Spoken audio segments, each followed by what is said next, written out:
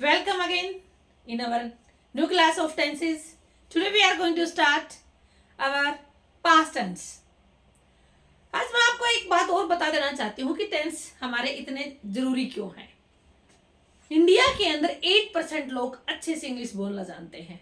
आज हमारे लिए पता क्या है, हमें लगता है कि 4 मंजिल छत से कूदना आसान है बजाय कि इंग्लिश बोलना। सामने बोलने वाला जो हमारे सामने खड़ा है कोई इंग्लिश बोलता है तो हमें ऐसे लगता है कि अंग्रेज तो चले गए, अंग्रेजी छोड़ गए, ये मतलब बेवजह का सर दर्द मानते हैं हम।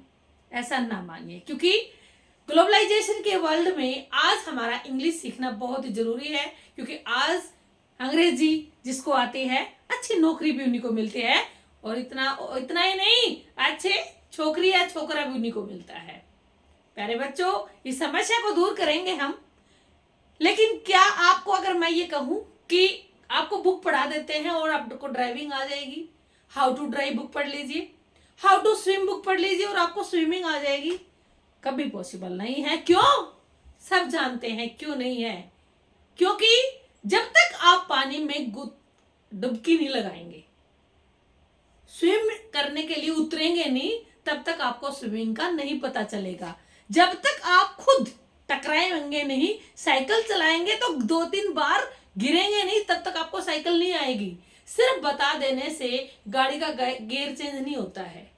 इसी प्रकार से अंग्रेजी भी कोई इतनी आसान नहीं है जितना आप मजाक में ले लेते हैं, या फिर अंग्रेजी इतनी टिपिकल भी नहीं है कि बिना प्रैक्टिस या प्रैक्टिस करें तो नहीं आएगी। बिना प्रैक्टिस तो कुछ भी नहीं आ सकता, बट प्रैक्टिस करें तो नहीं आएगी। इसी समस्या को सोल्व करेंगे हम टेंसेस के द्वारा, क्योंकि टेंस एक मात्र ऐसी जरिया है जिसके द्वारा हम सेंटेंसेस को बनाना जानते हैं। तो बने रहिए मेरे साथ बेटा। जब तक आप स्किप करते रहेंगे वीडियो को, आप टेंसेस को क्लियर नहीं कर पाएंगे, और ये टेंस का जो हवा है हमारे सामने खड़ा ही रहेगा जैसे हर क्लास में खड़ा रहता है। बच्चे थ्योरी पार्ट में काफी अच्छे नंबर ले लेते हैं इंग्लिश को क्रैम करके, लेकिन ग्रामर में वही मार खा जाते हैं। इस समस्या को ही मिटाने आई हूं आपके सामने। मैं छोटे से छोटे स्टेप टू स्टेप आपके साथ चलूंगी। एक 5वीं क्लास का बच्चा है, उसके रूप में आपको टैकल करूंगी। मीन्स बेसिक टू एडवांस हम चलेंगे। इंटेलिजेंट बच्चों को भी अच्छे से कंसेप्ट क्लियर होगा, और जो बच्चे अपने आप को ये समझते हैं कि मेरा तो अंग्रेजी में हाथ तंग है, वो हाथ तंग भी नहीं होगा। You are going to be master of English. So let's start. Today we are going to start again past tense. प्यारे बच्चों, पास्ट वर्ड से ही क्लियर हो रहा है कि बीता हुआ समय, जो समय आपका बीत चुका है। इंडेफिनिट, इसके भी 4 पार्ट हैं। जिस प्रकार से अपने पिछली क्लासेस में प्रेजेंट टेंस के 4 पार्ट पढ़े आपने, present indefinite, present continuous, present perfect और and present perfect continuous. Same इसी के अंदर भी आपके 4 पार्ट हैं। आज हम करने जा रहे हैं सबसे पहले पार्ट को। पहले बच्चों, 20% जो हमारी डेली की इंग्लिश होती है उसके अंदर आप इसी को यूज करते हैं। मैंने क्या खाया, आपने क्या किया, ये सब बातें आप पास्ट में ही जाएंगे, और सिंपल पास्ट का 20% आप लैंग्वेज के अंदर डेली यूज करते हैं। अगर आप हिंदी में सपोज करते हैं तब भी पास्ट की बातें सिंपल पास्ट में ज्यादा बोलते हैं। अगर इंग्लिश में बोलेंगे तब भी सिंपल पास्ट में ही आप ज्यादा बोलेंगे। इसमें सिर्फ और सिर्फ आपको क्या याद रखना है, second form of the verb, main verb की सेकंड फॉर्म। इसका स्ट्रक्चर समझ लीजिए। सब्जेक्ट और ऑब्जेक्ट मैंने बताया था हर एक सेंटेंस में होता है, लेकिन आपको क्या ध्यान रखना है कि इसके अंदर मेन वर्ब की सेकंड फॉर्म होती है अफर्मेटिव सेंटेंस में। सपोज कीजिए आपने कहा कि India got freedom in 1947, Gandhi ji died in 1948।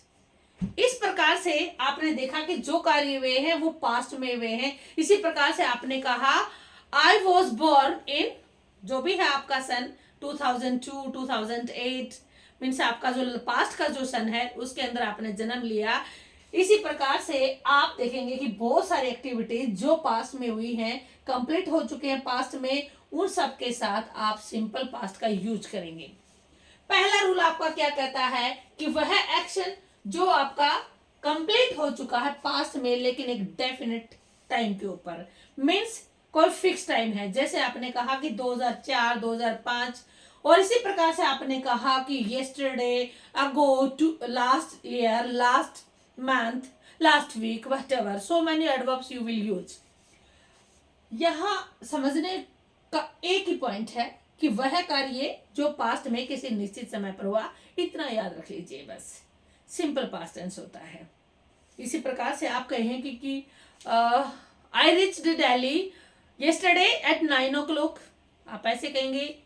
या फिर आप कहते हैं मैंने कल ब्रेकफास्ट में मैंगो खाया. मैंगो किसको अच्छा नहीं लगता, स्पाइसी है. मैंगो खाना सब पसंद करते हैं और गर्मियों में तो मजे आ जाते हैं. और आपने अगर ये कहा कि मुझे मैंगो पसंद है तो आप प्रेजेंट में बोलेंगे. लेकिन आपने कहा कि मुझे पसंद थे तो आप पास्ट में चले गए ऑटोमेटिक. इसी प्रकार से आप कहते हैं कि मुझे दिल्ली जाना पसंद था बट अब नहीं है. I like Delhi to visit but not now. हाँ, अब नहीं है. इसी प्रकार से प्यारे बच्चे देखिए, dear students, India got freedom in 1947. Bharat ने 1947 में आजादी हासिल की. इसके अंदर आप देखेंगे कि फिक्स टाइम होता है और आजादी हासिल करना ये धीरे धीरे तो नहीं होता है. आज नहीं कर रहा है, हो चुका है काम पास्ट में 1947 में. इसी प्रकार से आपने क्वेश्चन पूछा when did you buy this computer. मान लीजिए किसी ने कंप्यूटर खरीदा, आपके दोस्त ने एक पेन खरीदा है, आप क्या कहोगे, when did you purchase this pen. ठीक है. और या फिर आपने कोई रजिस्टर खरीदा है तो आपका मम्मा का आपसे पूछे कि आपने कब खरीदा ये, तो आपका पास्ट में ही आपसे क्वेश्चन किया जाएगा और पास्ट में ही आंसर देंगे. आप कहेंगे आई purchased yesterday, I purchased this pen 2 days before, I purchased this pen last year. Last year तो कि लंबा तो नहीं चलता पेन, फिर भी कोई गिफ्टेड पेन है आप संभाल के रखते हैं तो वो चल जाता है. इस प्रकार से आपने पास्ट के कार्य बताए. फिर क्या है अगला पॉइंट जो नोट करने वाला है, वो आपका पास्ट हैबिट है और हिस्टोरिकल इवेंट है. हिस्टोरिकल इवेंट में आप अच्छे से जानते हैं, जैसे जो भी पास्ट में आपका काम हुआ. पास्ट में जैसे क्या हुआ, अभी आपने देखा कि हमारा भारत 1947 में आजाद हुआ. इसी प्रकार से आप बहुत सारे काम सोचिए. याद रखने स्ट्रक्चर में कि इसमें सेकंड फॉर्म होती है मेन वर्ब की. दूसरा, अगर नेगेटिव हो तो क्या करेंगे. नेगेटिव होगा तो आप नेगेटिव में सब्जेक्ट के बाद क्या लगाएंगे, आप सब्जेक्ट के बाद सिर्फ और सिर्फ डिड लगाएंगे और मेन वर्ब की फर्स्ट फॉर्म हो जाएगी. सिर्फ क्या लगाएंगे, डिड लगाएंगे और डिड के साथ क्या लग जाएगा बेटा, नोट लग जाएगा. डिड के साथ इंटरोगेटिव होगा तो क्या करेंगे, डिड को आप आगे लेकर आएंगे, लास्ट में क्वेश्चन मार्क लग जाएगा. और वर्ब की कौन सी फॉर्म होगी उस टाइम, फर्स्ट फॉर्म. क्यों बताइए शाबाश, आपको ज्यादा पता है, अच्छे से पता है, आप पढ़ते आ रहे हैं शुरू से. I know you know very well. जैसे फॉर एग्जाम्पल मैं बोल देती हूँ एक sentence, I didn't go to school yesterday. समझ गए होगे आप मैंने कौन सी मेन वर्ब थी और कौन सी फॉर्म लगाई है. I didn't go to school yesterday. Go, correct. तो गो कौन सी फॉर्म है, फर्स्ट फॉर्म. इसी प्रकार से आपने यहां क्वेश्चन किया when did you buy. Did आपकी सेकंड फॉर्म है, आप यहाँ क्या लगाएंगे, फर्स्ट फॉर्म. ये गलती बिल्कुल भी नहीं करना, क्योंकि हम जब भी हम नोटबुक्स देखते हैं बच्चों की, ज्यादातर ये मिस्टेक होती है कि वो डिड लगाने के बाद भी बाई की बोट लगा देते हैं, सेकंड फॉर्म थर्ड फॉर्म लगा देते हैं. तो ऐसा आप बिल्कुल भी नहीं करेंगे. पास्ट हैबिट कौन सी है जो आप इसमें शो करेंगे. पास्ट हैबिट जैसे आपने कहा कि जब मेरी मम्मी जवान थी तो वो क्या कर सकती थी, एक गाना गा सकती थी. She could sing a song when she was young. Can का सेकंड फॉर्म क्या बन गई, कुड बन गई. इसी प्रकार से अगर हम सिंपल पास्ट के टेंसेस की बात करें, वर्ब्स की बात करें, तो हम क्या कहेंगे. मान लीजिए कि आप कहेंगे कि I drank 2 litre milk every day when I was young. जब मैं जवान था, मीन्स अभी आप बड़े हो चुके हैं. जैसे सपोज कीजिए मैं बड़ी हो चुकी हूँ और अभी तो मेरे से 2 लीटर दूध नहीं पिया जाएगा, तो मैं क्या खाऊंगी, अरे बाबा नहीं अभी नहीं. जब मैं जवान थी तो 2 लीटर दूध पी लेती थी एवरी डे. मीन्स 1 लीटर सुबह और 1 लीटर शाम को. और जो जवान बच्चे होते हैं उनके लिए 2 लीटर को ज्यादा नहीं होता. बट आजकल के बच्चे थोड़ा कम पसंद करते हैं. वो क्या करते हैं कि उनको तो स्पाइसी चाहिए, कुछ पिज्जा बर्गर ये पसंद करते हैं. उनको सुबह कुरकुरे दे दो बट दूध मत दो. चाय में चलेगी बट दूध नहीं। बट ऐसा हमें नहीं करना चाहिए, because we have to think about our health also. So next move past habit. आपने जैसे यहाँ शाहजहां, आप पहला सेंटेंस देखिए, शाहजहां बिल्ट द ताजमहल। शाहजहां ने ताजमहल बनाया, बनाने का काम पास्ट में हुआ था, तो हम इसको हिस्टोरिकल इवेंट में काउंट करेंगे। राम किल्ड रावण, राम ने रावण को मारा, पास्ट में ही मारा था। आपने महाभारत को देखा है, तो जो कार्य पास्ट में घटित हो चुका था, ये किस में आएगा? हिस्टोरिकल इवेंट में। उसके बाद he would pass if he worked hard, वह पास हो जाता अगर वो मेहनत करता। करने का काम पास्ट का है, जा चुका है समय। और विल की सेकंड फॉर्म वुड है। ये कंडीशनल सेंटेंस है जिसके अंदर अगर यहाँ सेकंड फॉर्म लगी हुई है तो यहाँ पर विल की वुड लगेगी, और अगर यहाँ सेकंड फॉर्म लगी हुई है तो आप ऑटोमेटिक उसमें क्या भरेंगे? सेकंड फॉर्म भरेंगे। She did not finish her SW on time, उसने अपना होमवर्क टाइम पर फिनिश नहीं किया। देखिए बेटा, डिड फिनिश वर्ब की फर्स्ट फॉर्म है, डिड सेकंड फॉर्म है। डू की सेकंड फॉर्म क्या होती है? Did. Do, did, done. On time, ये आपके एडवर्ब आई है जो बीता हुआ समय है, जो बता रहा है कि उस टाइम पर जो टाइम दिया गया था उस टाइम तक उसने अपना होमवर्क फिनिश नहीं किया। ये कुछ एडवर्ब्स हैं जो आपके सामने है बेटा, जिनको आप ध्यान रखेंगे। सिर्फ इन्हें एडवर्ब्स को देख करके ये मोस्ट ऑफ द एग्जाम में आती हैं। जब भी सिंपल पास्ट के कोई भी सेंटेंस एग्जाम में पूछा जाता है तो अक्सर आप देखेंगे, आपकी ग्रामर बुक में देखेंगे, जब आप एक्सरसाइज सोल्व करेंगे तो ये एडवर्ब्स आपके पास होती हैं और वही सेंटेंस दिए जाते हैं। कंफ्यूज करने वाले सेंटेंस आपके फाइनल एग्जाम में कभी नहीं आते। तो इन एडवर्ब्स को आप थोड़ा सा बेटा ध्यान देंगे कि एडवर्ब क्या है। Last month, last year, last week, last day, आप कोई भी लास्ट के साथ जो भी आप वर्ड लगाएंगे। उसके बाद अगो, अगो में नहीं पहले। यस्टरडे आपको पता है कल वाला समय जो बीत गया, 2 days अगो, 2 दिन पहले। ऑन टाइम मीन्स वो टाइम जब आपको दिया गया था। जैसे मान लीजिए आपके टीचर ने कल का समय दिया गया था या 2 दिन पहले का समय दिया गया था कोई स्टोरी पूरा करने के लिए, लेकिन वो स्टोरी आपने टाइम पर पूरी नहीं की, तो क्या करेंगे? I didn't complete my story on time, कि मैंने मेरी स्टोरी टाइम पर पूरी नहीं की। इसी प्रकार से आप बहुत सारे एग्जाम्पल बना सकते हैं। लास्ट वीक आप क्या कहेंगे? हाँ, सपोज कीजिए, आप खुद सोचिए आप क्या एग्जाम्पल दे सकते हैं। जैसे आपने कहा I didn't help you last week, मैंने आपकी लास्ट वीक सहायता नहीं की। You didn't come at my house yesterday, did you come at my house yesterday? आप क्वेश्चन कर रहे हैं क्या कल आए थे मेरे घर, मीन्स मैंने तो नहीं देखा, क्या कल आप मेरे घर आए थे? इसी प्रकार से आप ढेर सारे क्वेश्चन बना सकते हैं। Make a habit, only practice make a man perfect. आपको पता है गजब की बात बताती हूँ, आपको मजा आ जाएंगे सुन करके। सिद्धू पाजी को नाम सुना होगा सभी ने। सिद्धू पाजी ने कभी सेंचुरी नहीं लगाई, पता क्यों? उनकी मैसेज खुद टीवी पर आकर कहती है कि सिद्धू पाजी जी ने सेंचुरी कभी नहीं लगाई। 99, 98 उस पे स्कोर पे पहुंच जाते थे और ड्रॉप कर देते थे, मीन्स कहीं ना कहीं जानबूझ के आउट हो जाते थे, क्योंकि उनको पता था अगर सेंचुरी लगाई तो उनका इंटरव्यू लिया जाएगा और उनको इंग्लिश में बोलना पड़ेगा, और इंग्लिश में उनका हाथ तंग है। और इसी प्रकार से आपने हरभजन को भी सुना होगा। हरभजन कभी इंग्लिश बोलना जानते नहीं थे, इसलिए पीछे कटते थे वो सामने मीडिया के सामने आने से। और आज आपको पता है हरभजन क्या करते हैं? कमेंट्री कर रहे हैं क्रिकेट में। सोचिए, आप ये मत सोचिए को आपको इंग्लिश नहीं आ सकती, क्या नहीं कर सकते आप। Take a decision only to practice. Practice जब तक आप नहीं करेंगे, आपको कोई भी बुक ऐसी नहीं है, कोई भी आपको वीडियो ऐसा नहीं है जो आपको कह दे या गारंटी दे दे या कोई जादू कर दे कि मुझे इंग्लिश आ गई बोलनी।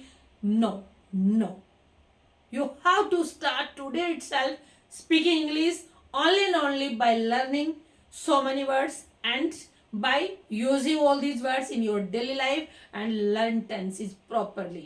बेटा जब तक आप मेरी हर वीडियो ध्यान से नहीं सुनेंगे, कंसेप्ट क्लियर नहीं होगा। आजकल हमारी आदत क्या है कि हम शॉर्ट्स में तो 1.5 घंटे बिता देते हैं, लेकिन अगर काम की वीडियो हो तो हम 15-20 मिनट में ही बोर हो जाते हैं। Never think like this, utilise your precious time.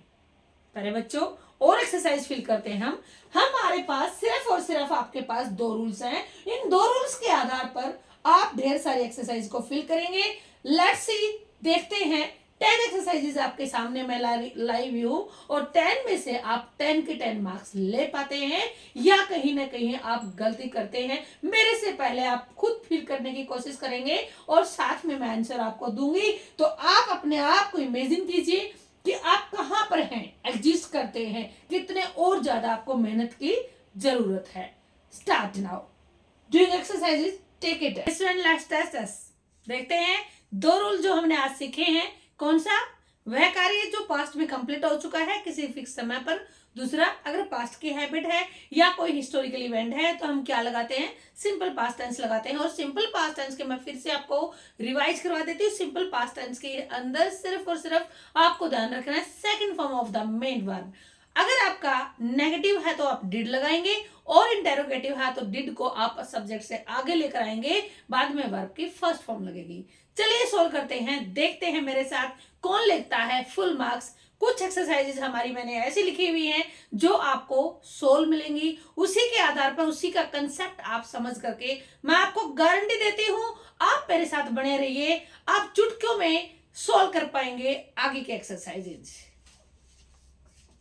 पहला, सबसे पहले आपको ध्यान रखना बेटा ये structure. This is the structure of sentence. Simple past tense का हमारा यही स्ट्रक्चर होता है कि सब्जेक्ट ऑब्जेक्ट में हर क्लास में बताती हूँ कि हर सेंटेंस में आता है। आपको सिर्फ ध्यान रखना है तो ये आपकी मेन वर्ब, हेल्पिंग वर्ब को ही ध्यान रखना है कि आपका अगर अफर्मेटिव सेंटेंस है तो मेन वर्ब सेकंड फॉर्म लगती है, अगर नेगेटिव है तो आपकी डिड सेकंड फॉर्म हो जाएगी डू की, और इसमें आपकी वर्ब की फर्स्ट फॉर्म लगेगी। अगर आपने क्वेश्चन पूछा है तो उसके अंदर क्या होगा? आपकी हेल्पिंग वर्ब आगे आ जाएगी सब्जेक्ट से जो कि आपकी डिड है, और उसके बाद सब्जेक्ट के बाद आपकी मेन वर्ब की फर्स्ट फॉर्म लगेगी। You have to use question mark at the last. Okay, now this is the clear concept. Let us solve exercises. Now these are solved.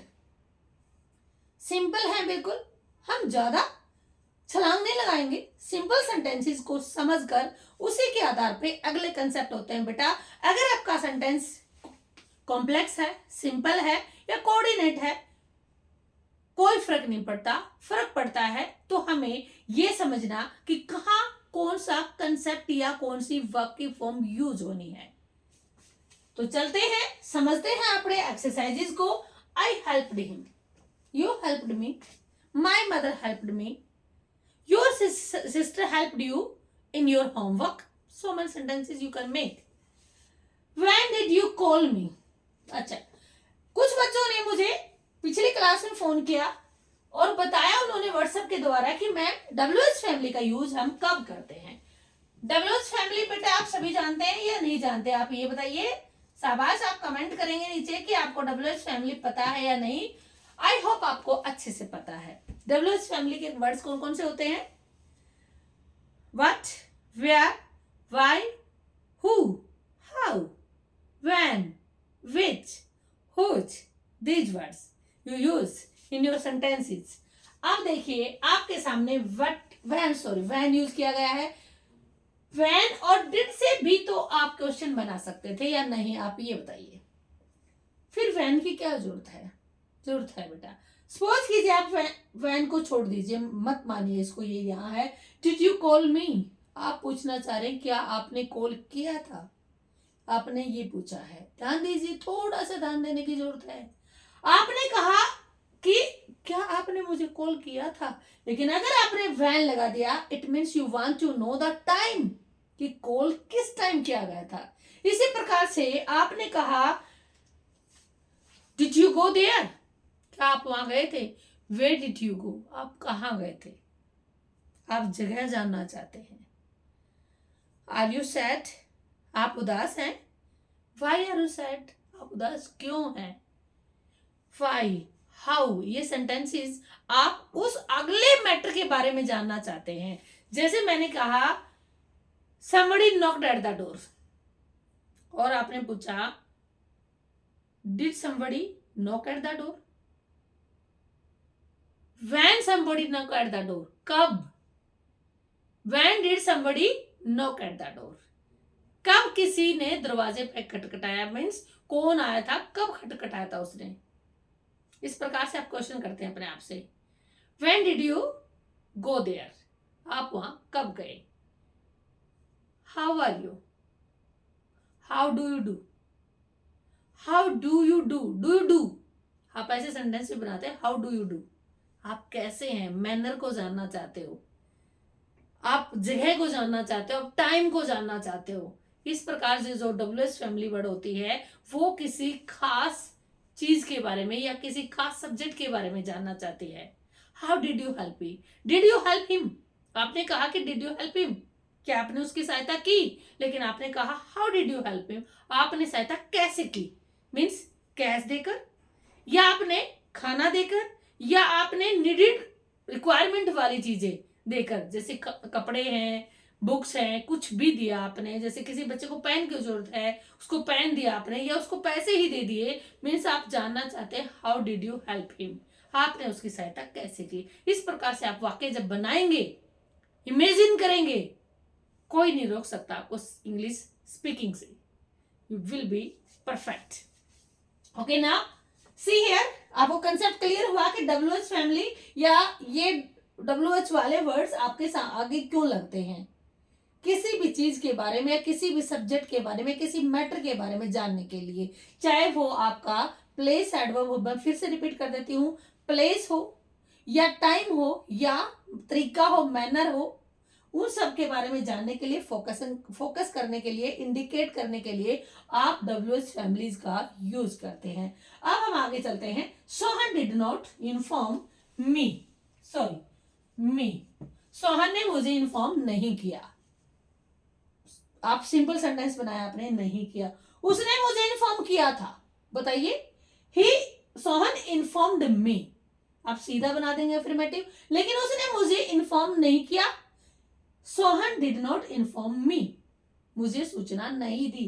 अगर इसी को आप क्वेश्चन मार्क बनाएंगे तो कैसे बनाएंगे, क्वेश्चन पूछेंगे, क्या सोहन ने मुझे इंफॉर्मेशन दी थी, मीन्स आप अगले वाले से जानना चाहते हो, तुम्हें पता है क्या मुझे इंफॉर्मेशन दी थी सोहन ने, आप ये जानना चाहते हो, तो आप डिड को क्या करेंगे, सिंपली डिड को सोहन से पहले ले आएंगे और लास्ट में आप क्वेश्चन मार्क लगा देंगे। इतना ही आपको करना है, मीन्स क्वेश्चन मार्क बनाना, नेगेटिव बनाना मुश्किल नहीं है, लेकिन प्यारे बच्चों आप डिड को ध्यान नहीं रखते, जिसकी वजह से आप नोट सीधा लगा देते हैं, कई बार गलत कर देते हैं विदाउट हेल्पिंग वर्ब। आप कहीं भी नोट का यूज डायरेक्ट नहीं करेंगे सब्जेक्ट के बाद। जब भी आपका सब्जेक्ट के बाद नोट लगता है तो उसमें आपकी क्या रिक्वायरमेंट होती है, basically did, simple past tense में। ये आपके सामने कुछ एक्सरसाइज दी गई है, 5 ही एक्सरसाइज मैंने आपको दी है। इट मीन्स मुझे उम्मीद है कि आप 5 के 5 नंबर लेंगे। ध्यान से देखिए, कंसेप्ट आपको क्लियर हो चुका है, एडवर्ब्स आपको पता चल चुके हैं, स्ट्रक्चर आपको पता चल चुका है। अब इनको फिल करना आसान है, बिल्कुल एग्जाम के अंदर ऐसे ही फिल करनी होती है आपको। कैसे फिल करेंगे, चलिए मेरे साथ ट्रिक्स के साथ करते हैं हम solve. Gandhi ji live in South Africa for many years, कई साल तक गांधी जी अफ्रीका में रहे। तो वो पास्ट की बात है ना, रहे थे ना, वो सिंपली आपको पास्ट में ले जा रहा है, क्योंकि गांधी जी अब तो जिंदा है ही नहीं, तो अब कैसे रह सकते हैं हम, पास्ट में ऑटोमेटिक चले गए। अब देखिए इसमें क्या लगाएंगे, लिव्ड बना दो सिंपल, कि गांधी जी रहे थे। It not rain heavily last month, देखिए बेटा यहाँ लास्ट मंथ से एडवर्ब से पता चल रहा है पिछले महीने, वो ऑटोमेटिक आप पास्ट में चले गए। पिछले लास्ट एडवर्ब देखते ही आप ऑटोमेटिक पास्ट में चले जाते हैं, और पास्ट में जाते ही आपको सिंपल पास्ट का टेंस माइंड में रखना चाहिए। क्या लास्ट वीक बारिश हुई थी, भारी बारिश, हैवीली, तो क्या लगाएंगे, नोट है, ऑब्वियसली नेगेटिव सेंस है, और नेगेटिव सेंस में आप क्या लगाएंगे, शाबाश डिड, सिर्फ डिड लगाइए, नॉट रेन भर दीजिए। It did not rain heavily last month. Babur found the Mughal empire, Babur ने मुगल एम्पायर की स्थापना की थी। अब आपको पता है, इतिहास गवाह है कि बाबर अब नहीं है राजा, पहले राजा था और उन्होंने भारत के अंदर मुगल साम्राज्य की स्थापना की थी। तो आप क्या लगाएंगे, सिंपली सेकंड फॉर्म लगा दीजिए। और second form, most of the second form हमारी जो रेगुलर फॉर्म होती हैं वो कौन सी होती है, उनके एंड में ईडी लगता है मोस्ट ऑफ द में। तो फाउंड में क्या लगा दोगे आप, सिर्फ ईडी और ऐड कर दीजिए, फाउंडेड। क्या बनाएंगे, यहां आप एग्जाम के अंदर यहां फिल करेंगे आप, मैंने उसी में फिल कर रही हूं क्योंकि इतना स्पेस ज्यादा मैंने नहीं छोड़ा हुआ। तो आप क्या करेंगे, founded, Babur founded the Mughal empire. अब इसको नेगेटिव बनाएंगे तो बता सकते हैं आप कैसे बनाएंगे, बिल्कुल पता है आपको, मुझे भी पता है कि आप जानते हो। यस, बताएं एक बार answer. Babur did not found the Mughal empire, did not found. अगर क्वेश्चन मार्क बनाएंगे तो क्या करेंगे आप, डिड को क्या करेंगे आगे ले आएंगे, did Babur found the Mughal empire. बेटा बिल्कुल भी आप सेकंड फॉर्म नहीं करेंगे, फिर इसकी आप क्या करेंगे, ओनली फर्स्ट फॉर्म। आप इंटरोगेटिव बना रहे हो तो, और नेगेटिव बना रहे हो तो आप डिड लगाएंगे और यहाँ पर फाउंड ही रखेंगे क्योंकि डिड ऑलरेडी सेकंड फॉर्म है। क्लियर हुआ, आपको 3 नंबर मिले पूरे, मुझे पता है आपको पक्का मिले हैं। My father go Rohtak yesterday, yes, मेरे से पहले आप जान गए इसका आंसर। कल पापा रोहतक गए थे, कौन सी फॉर्म है ये, आप ये बता दीजिए ये कौन सी वर्ब है, ये आपकी इररेगुलर वर्ब है। मैंने कहा रेगुलर वर्ब में सब में ईडी लगता है, लेकिन इररेगुलर वर्ब होती है उसमें ईडी नहीं लगता थर्ड फॉर्म बनाने के लिए। तो आप क्या करेंगे इसकी सेकंड फॉर्म कौन सी होती है, वेंट। गुड, आपने लगा दिया वेंट, इसको नहीं लगाएंगे आप, याद रखना आंसर में आपका ये नहीं होना चाहिए, आप इसकी सेकंड फॉर्म बनाएंगे went. My father went Rohtak yesterday. You play cricket last week, last week आते ही आप समझ गए सिंपल पास्ट टेंस है। और सिंपल पास्ट टेंस में आप देखना है आपको कि फर्स्ट सबसे पहले सब्जेक्ट से पहले ही फिल इन द ब्लैंक्स दिया हुआ है, इट मींस क्वेश्चन होगा जरूर लास्ट में, बिल्कुल क्वेश्चन है। अब क्वेश्चन मार्क को देख करके आप क्या फिल करेंगे, यस आपने नंबर प्राप्त कर लिए हैं। डिड यू प्ले, आप प्ले को प्लेड बनाएंगे, सेकंड फॉर्म बनाए, नो नो नो नो, ऐसी गलती बिल्कुल नहीं करिएगा। क्यों, क्योंकि आपकी डू डिड सेकंड फॉर्म है डू की, तो आप इसको क्या लगाएंगे, सिंपली प्ले कर दीजिए। Did you play cricket last week. आए आपको 5 नंबर पूरे, यस मीन्स आपने कर दिखाया। क्या कर दिखाया, टेंसेस को लर्न किया, कंसेप्ट को क्लियर किया, स्ट्रक्चर को समझा और एक्सरसाइज को इजीली सॉल्व किया और आपके 5 में से 5 नंबर जीत गए आप। प्यारे बच्चों, फिर मिलते हैं अगली क्लास में पास्ट कंटिन्यूअस टेंस में। मुझे उम्मीद है कि आपको ये कंसेप्ट अच्छे से क्लियर हुआ होगा। इतना ही नहीं, आपने एंजॉय भी किया होगा, खेलते खेलते हंसते हंसते आपने सीखा सिंपल पास्ट टेंस। अगली क्लास में सीखेंगे past continuous tense. Thank you. Be happy. Get good marks.